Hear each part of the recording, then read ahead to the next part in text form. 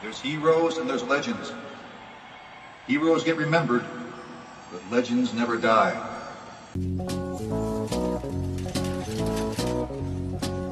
It's the Sitting Sportside podcast, exclusively on 1045theteam.com. Oh, no! Because there's no crying in baseball. There's no crying in baseball! No crying!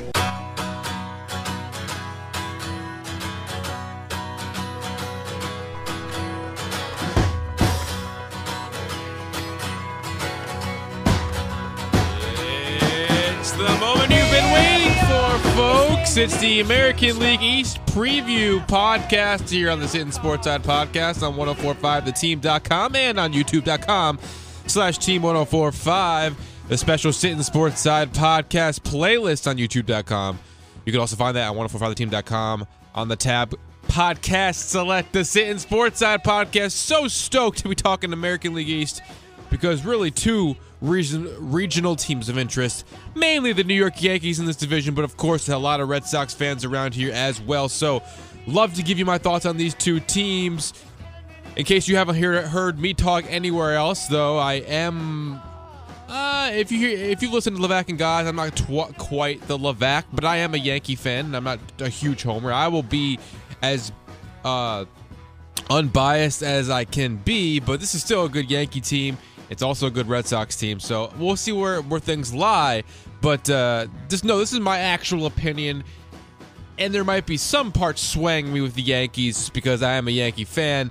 But this is the only time I'll address it. If you want to, come at me as a Yankee homer, someone who's not really looking, who seems to be a homer or whatnot, you can tweet at me at EricH1045. Do what you want. That's on Twitter.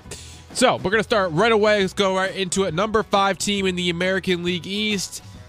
And they've kind of been like this the last couple of years, but and I've actually kind of been higher on them as other teams. I thought they would be able to get things done a little bit better than they have in past years. But this year, it looking like a surefire 5th place finish for the Tampa Bay Rays. And listen, I've always been a fond of their rotation, and I think it continues to be a really good rotation, which they'll be going with a 4-man rotation out of the gate. Their number 1 pitching prospect, Brent Honeywell, has to undergo Tommy John surgery, so that takes a big hit for the rotation. But they're still with Chris Archer, Blake Snell, Jake Faria, and the former Yankee Nathan Eovaldi making his return from Tommy John surgery in his own right this season. So I do think that they have a pretty darn good rotation to go along with really not the greatest offense, but that's what I like about this team in the past, and that's what I continue to like. I think Archer is an ace. Blake Snell, I think, and Jacob Faria have the potential to really put things together this season and be really good pitchers. So that being said, who's going to be the 5th starter? We have Matt Andriese as an option when they do need one at some point. That's probably going to be the main guy I'm looking at right now for this team, especially with Honeywell being in the position that he is. But they definitely have some other options. But let's talk about their offense now. They trade Evan Longoria to go really pretty young across the board in terms of Matt Duffy at third base. They go with Mr. Joey Wendell at second base as opposed to the other guy they got in that Longoria deal, Christian Arroyo. So it'll be interesting to see how he does with Daniel Robertson backing him up. Adeiny Echeverria at shortstop. He's a good shortstop defensively and kind of an underrated hitter, but he's not top 15 in the league, if that makes any sense, because I think there's a lot to say about average, but the lack of pop there probably is what's going to get you, and it's really the defense that you like with Echeverria. I thought it was a good get for them last year from the Marlins, but at the same time, he really doesn't drive in many runs, a career high 48 back in 2015. So he's not necessarily going to drive you many runs, but he can hit 260 to 285. On base percentage, not that great. They get CJ Cron from the LA Angels. Not too hyped up on him. I'd rather see Jake Bauers at some point this year get an opportunity. Same thing with the middle infield. I'd rather see Willy Adames and Christian Arroyo maybe at short and second by the end of the year and see them get some opportunities. Maybe that will happen. DH Brad Miller. He's been able to hit home runs in his career with the Rays, especially, but really nothing to write home about. I don't really see him taking another step and improving on his 2016 campaign after an okay 2017 campaign. But outfield, though, I think Kevin Kiermaier is really a force to be reckoned with Kevin Pillar, who we'll talk about in a little bit, as one of the best center fielders in all of baseball defensively. Offensively, he can hit, but there's really not enough in this lineup that's going to make you really tremble. I think it could be one of the worst lineups in the American League. Carlos Gomez is a good get out there in right field. He'll probably lead the team in home runs, at least for the first few months, until maybe Bowers comes up and he starts racking them off. But this is a team that's kind of going to struggle probably to score some runs. Denard Span, I know what I'm going to get from Denard Span. He's more of a guy to play the first 3 months and maybe see if you can get some value for him, and then give Alex Smith as much playing time as you can when you can be able to get something for Span, because right now I don't really see any need to see Denard Span in a Rays uniform other than let's see if we can get some value for him. Bullpen wise, Sergio Romo kind of the same light. Maybe get some value for him, although he's going to be good in that part of the bullpen, as well as Alex Colomé, their closer. Maybe they will try to trade him. I don't know, but he is actually one of the better ones in the game. So that is a positive to see here from Tampa Bay Rays. But like I said, I'll leave you on the fact of the matter. It is, if you get Willy Adames, Christian Arroyo, along with Matt Duffy at third and Jake Bowers at first base by the end of the year, this could be a really fun team to watch, especially if you're a Tampa Bay Ray fan or you're just like watching younger players play. This could be a team to look out for in giving young players opportunities. Then again, with the service time and the clock starting and whatnot, we might not see it at all this season and just see a really poor product on the field most of the way. Also, Wilson Ramos could have one of the better years in terms of catchers in all of baseball. He's probably one of the better hitting catchers, but unfortunately, he'll probably be wasting away on this team and really not having as much impactful season as he had 2 years ago with the Washington Nationals. Moving on to my fourth place team. So basically, as I kind of prefaced at the top of the podcast, it was basically who am I putting 1-2, and I do think it's the same for me right now with the 3-4. Who do I have 3 and who do I have 4? I think they're kind of even teams in the middle here, and there's even teams on top. Rays are clearly the number 5. So my number 4, I'm going to make the decision between the Blue Jays and the Orioles. And for me, I'm putting Baltimore. And there's really only one reason, and that's because there's really this sense of they're going to trade Manny Machado by the trade deadline, at least get some kind of value for him, in the same vein we're just talking about with some players over in Tampa Bay. I think that is the consensus of a lot of players. I don't know what Orioles fans want per se. I think they probably want to compete this year. Let's get to June, let's get to July and see where we're at there before we really think about trading Manny Machado. But I do think there's a good chance with him looking to get one of the most expensive contracts in all of history in the the winter of 2018 into 2019, that we have to get something for him at some point here. And we saw the Yankees do it with Aroldis Chapman a couple of years ago. We've seen teams do this all over the place, and I think it's the right move. And that's why I think Baltimore will probably tinker out and get into the 4th place finish and not necessarily be a force to be reckoned with after the first few months. They always start off pretty well, and this is still a good team all the way around. Look at the outfield and Trey Mancini, Adam Jones, and Colby Rosmus. Defensively, Jones is a great center fielder. The other two are okay, but it's a small outfield, so you don't have to be the greatest fielder. But those are 3 pretty darn good hitters out there. Around the infield, Tim Beckham, a great year at third between the Rays and the Orioles last year. He's at third base for them.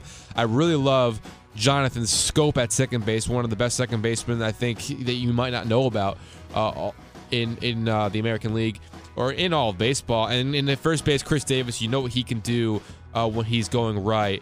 Same thing with Mark Trumbo at the DH. They're great power hitters, but still they're kind of not necessarily going to get you the best average as well.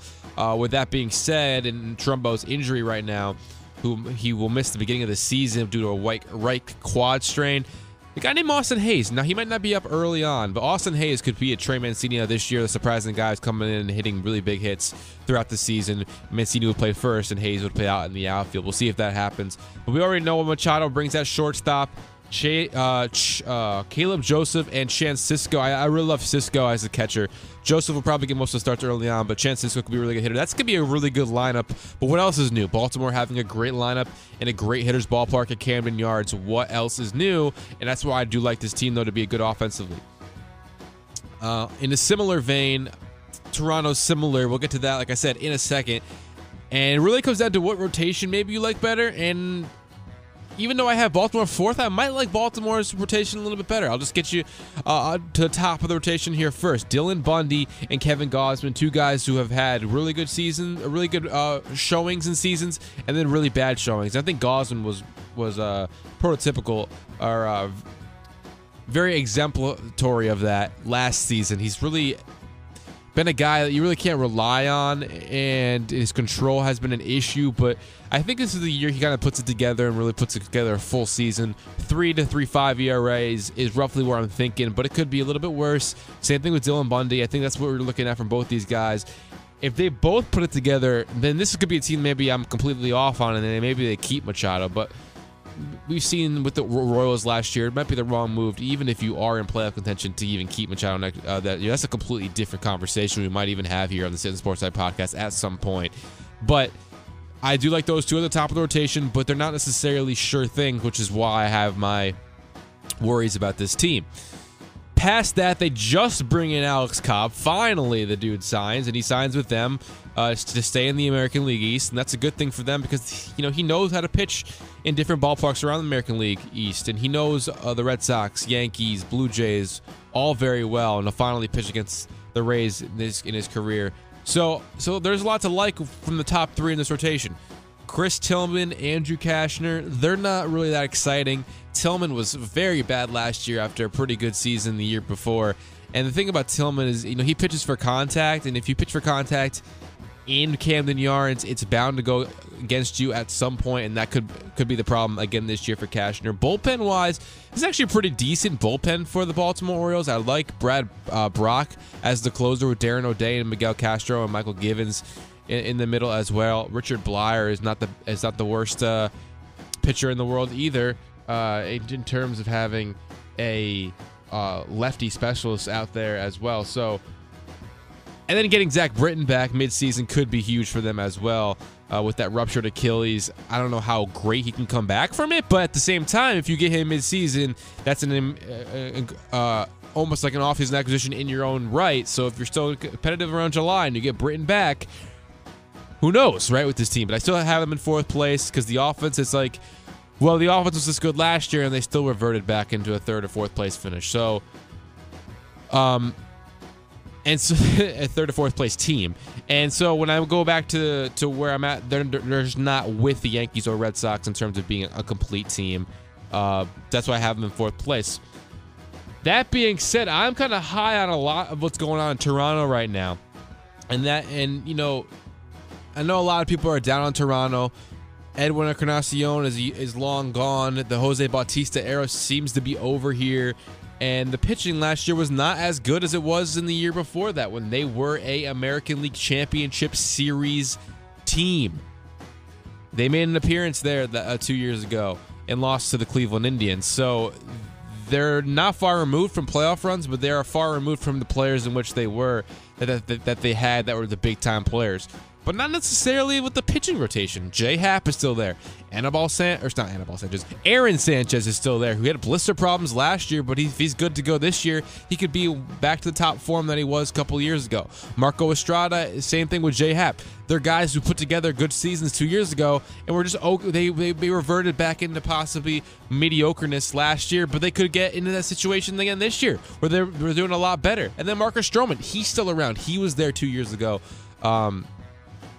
As well. So like I said, there's a lot to like about this team, and I really think that the rotation is good enough at the top, similar in Baltimore, where if they put things together, they're going to do a good enough job to get stay in ball games in a Toronto ballpark. And I like the 5th starter as well, Jaime Garcia. So I think Toronto is in a position right now where they are going to have offense. We already know it. And I like what they brought in a lot. Randall Grichuk and Curtis Granderson in left and right field, and obviously Kevin Pillar, as I mentioned earlier in the podcast, one of the best defensive center fielders, and he can actually really hit as well as a possible bottom. He's really good at the bottom of the lineup. Granderson could have a career year in home runs. I mean, nothing like he put up with the Yankees maybe back in the day, but he could have a career year in home runs, especially at this ballpark. Randall Grichuk, I think, is a perfect acquisition for them because he's a guy who could really rejuvenate his career after it was struggles in St. Louis. And really, I think I brought this up in the American League West podcast that we did, that a guy like Steven, and we didn't do it. I will bring this up in the American League West podcast. What am I talking about? But Steven, you know what I did bring it up in? I brought it up in the the ESPN or whatever, the fantasy baseball draft. I brought this up in the fantasy baseball preview podcast with the value picks. And here I go. Yeah, here's my memory now. Whether you do your draft on Yahoo or you do it on ESPN, it's just the same thing. Fantasy baseball value picks. I brought it up there where these players outfielders coming away from St. Louis, including Steven Piscotty. Randall Grichuk is another one that will probably do well after leaving St. Louis. So I really like that acquisition for them. And if all that doesn't really work out, you still have Steve Pearce. You still have Teoscar Hernandez, who had a great end of the season last year. And then Anthony Alford, a good outfield prospect for them. So they have their players as well as possible fill-ins if these guys don't work out. Around the infield, you still have Josh Donaldson. He's a trade candidate as well, if you really want to go into it with Machado and Donaldson now, too. They're both trade candidates, but he's obviously still going to do a good job when he's in there as well. Shortstop, if Tulowitzki's out, even when he is healthy, he's not the best, right? He hasn't been as good as he was in the Colorado. Maybe it was a Colorado effect, or maybe it's just the injuries really starting to truly catch up to him. The backups there, though, with Yangervis Solarte or Aledmus Diaz, whichever one's going to get the start. I believe it's going to be Diaz, another former St. Louis Cardinal, who was an aberration in 2016, but kind of was an afterthought last year after losing the spot to Paul DeJong. There's good enough players there. And then Devin Travis at second base. He doesn't work out. You got Solarte backing him up. Justin Smoke was really good last year in his breakout campaign, finally putting it all together as being a top prospect with the Rangers and then going to Seattle. I'm expecting to put things together. He finally did it last year. So there's a lot to like about this offense, especially if you want to go far enough into Kendrys Morales at the DH position. So similar to Baltimore, the lineup I think is going to be really good in a good hitter's ballpark. The ball will be flying out of Rogers Center this year, and I think the rotation is going to put it together this year. While I still have some suspect pitchers over there in Baltimore. Like I said, I'm not sure if Bundy or Gosman really could put it together. They could be better than anybody on this rotation, I think, other than maybe Aaron Sanchez might be the best out of anybody from those two teams, with Stroman a close second. But I have more faith in guys like Happ and Estrada than I do maybe, say, Cashner and Chris Tillman over there in Baltimore. That's just how I feel. And then Garcia as well over here, another former Cardinal. Really bringing a lot of Cardinals here in Toronto. Real quick about the bullpen, I think that their bullpen is actually not as good maybe as Baltimore, especially with the healthy Britton over there. Definitely not as good with the healthy Britton. But Robert Ozuna, great at the back end. Sing Hung Oh, wow, another former Cardinal. Sung Hun Oh, it could be a good setup man for them. John Axford, dare I say, he's another former Cardinal. Maybe a more obscure former Cardinal, but he is a former Cardinal in that bullpen as well. So, and then Aaron Loop has been good for them in the past. Tyler Clippard, they bring him in. That's a good get for them. And you know what? Not a former Cardinal, so we're good. Let's move on to the second and first place teams in this division. My wrap on the Toronto Blue Jays is the same as the Baltimore Orioles. I think their offense is going to be pretty darn good. They're going to really give it to the other teams in this division and make it hard for them because for the pitching in the division because of how good their offenses are. But it'll be up to the rotation, and I guess I have a slight more confidence in Toronto's rotation, or maybe a little bit slight more confidence in the consistency of the offense than I do with Baltimore. And I actually do think that Toronto might have a better home record, too. Not that the Baltimore can't get wins at Camden Yards, but I think Toronto really has a good home field advantage up there in Toronto, in Canada. So I think that maybe that will also help them out and give them a slight edge over Baltimore as well. Second place team, we've already gone over what this is, who I have in first, who I have in second. I talked about it on another podcast that I'm not going to release my wildcard teams and my World Series prediction and my awards predictions into the last podcast. But I think it's fair to say that there's a good chance whoever I have in first or second place here, I'm probably going to have as a wildcard team. A pretty darn good chance. I've already also mentioned in the American League Central podcast that maybe could be at least one American League Central team just because of how bad the bottom two teams are, and then I think the third team's not that good either, so it definitely could be two teams there, and I mentioned it was the Indians or the Twins. Here, I think it's going to be a tougher division to play in, and we have a talented American League West, which I'll talk about very momentarily. If not already, it's already up, or maybe it's not up now, but maybe by the time you listen to this on whether it's Wednesday or on opening day itself, I'll probably have that podcast up there. You can listen to that one as well. It's a very talented American League West. But like I said, it's very fair to say that these two teams could be teams that are going to make it into the playoffs yet again, and I'll reveal that in the last podcast.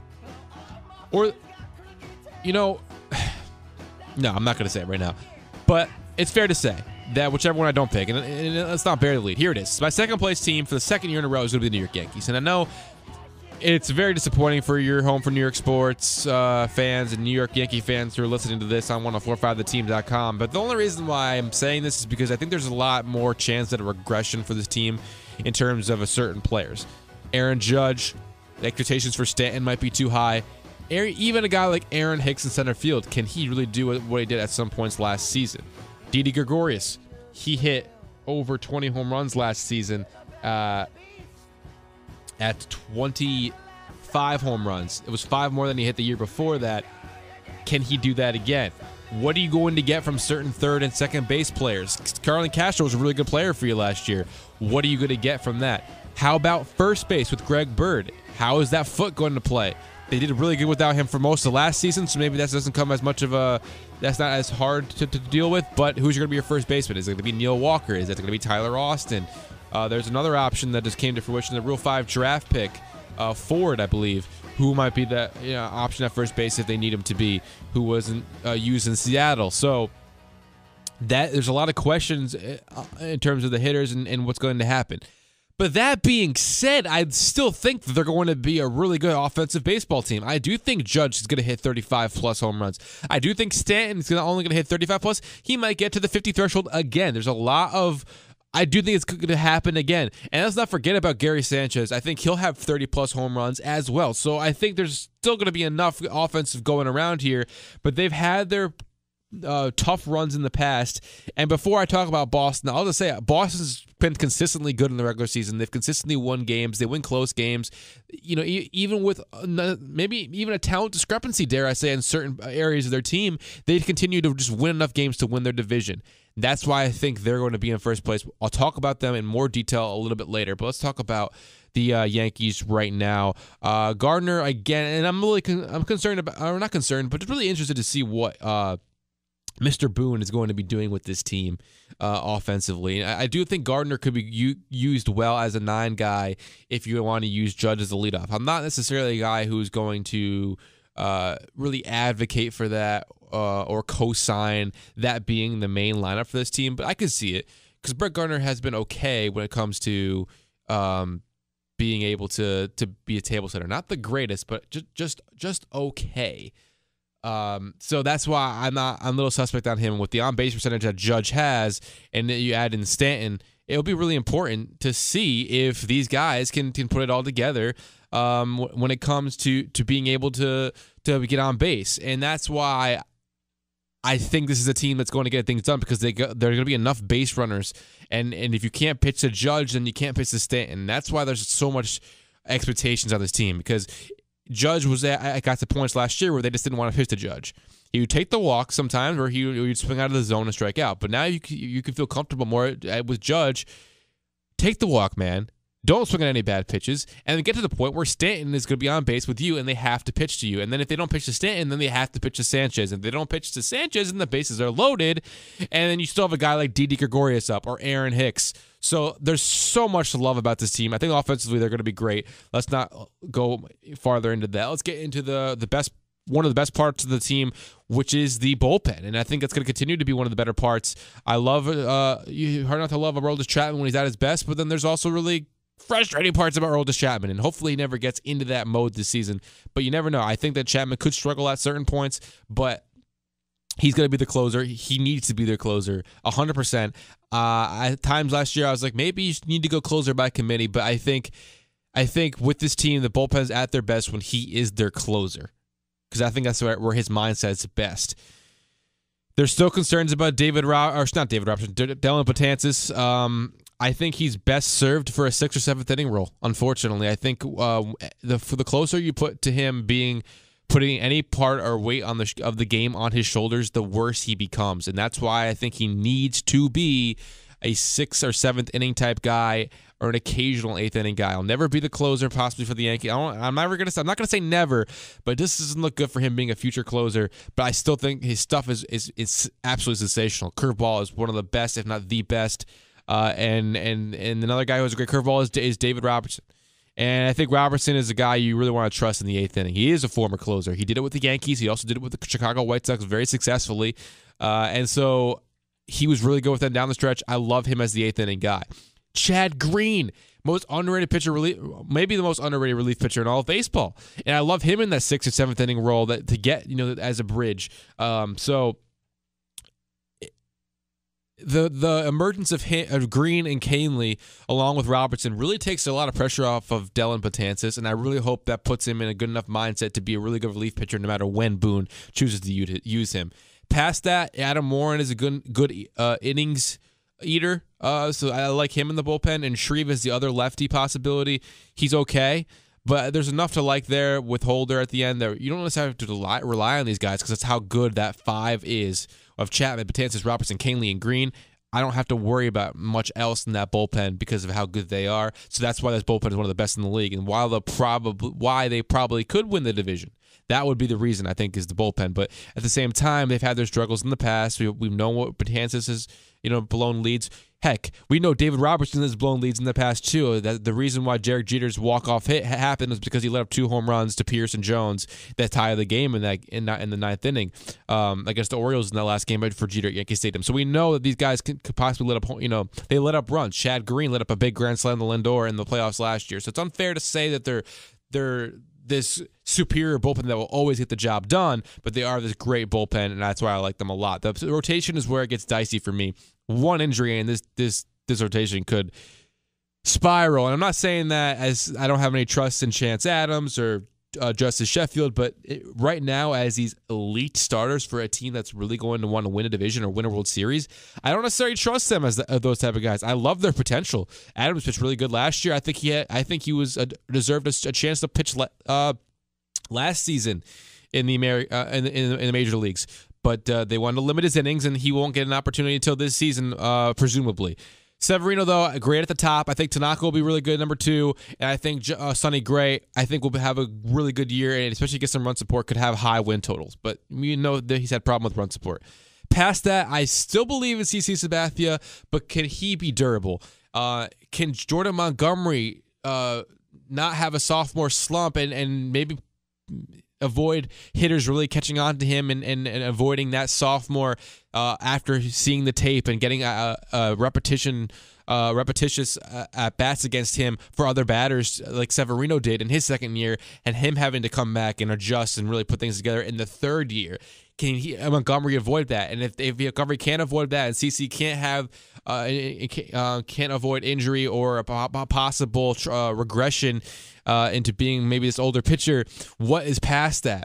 It's, like I said, those two, and then a guy like Domingo Germán, who I do like, but there's so much inexperience there. There might be this sense of we have to go out and trade for somebody, and I hate that because you could have gotten Lance Lynn for a year, you could have gotten Cobb maybe for a year, but we know for a fact you could have given Lance Million maybe $15 million, and he would have chose you maybe over Minnesota. So there's this really frustration as a Yankee fan that they didn't do enough to address starting pitching, and if they don't get the starting pitching that they need from Sabathia and Montgomery, that could be a problem, and that's where I think that they could struggle. Not that the Red Sox rotation is that deep either, and that's why I'm going to move over to the Red Sox now, the first place team. Past Chris Sale and David Price, who didn't even end the year as a starting pitcher last year, there really is a lot of question marks past that. Rick Porcello had a really tough year last year after winning Cy Young in 2016. I do think that they're all going to pitch well enough. I think that's a really good top 3 for them, good enough to keep them in ball games with how good the offense is, which we'll get to in just a second here. Hector Velasquez, there was a lot to like from him in his limited action last season. He started 3 games. His total ERA in 24 innings, 24 and 2/3 innings was 2.92. And the whip was okay at 1.14. There's a lot to like from what he showed last year for the Red Sox, but there's also a lot to really be concerned about in his 14 and 2/3 innings pitched in spring training. He's a 6.75 ERA. with just 7 strikeouts and a 1.64 whip. So there's a lot of concern surrounding him. Brian Johnson showed really good promise at times last season. He ended up with a 4.33 ERA in 5 starts, but he had a complete game, I believe, a complete game shutout at one point last year, so there's a lot of potential there.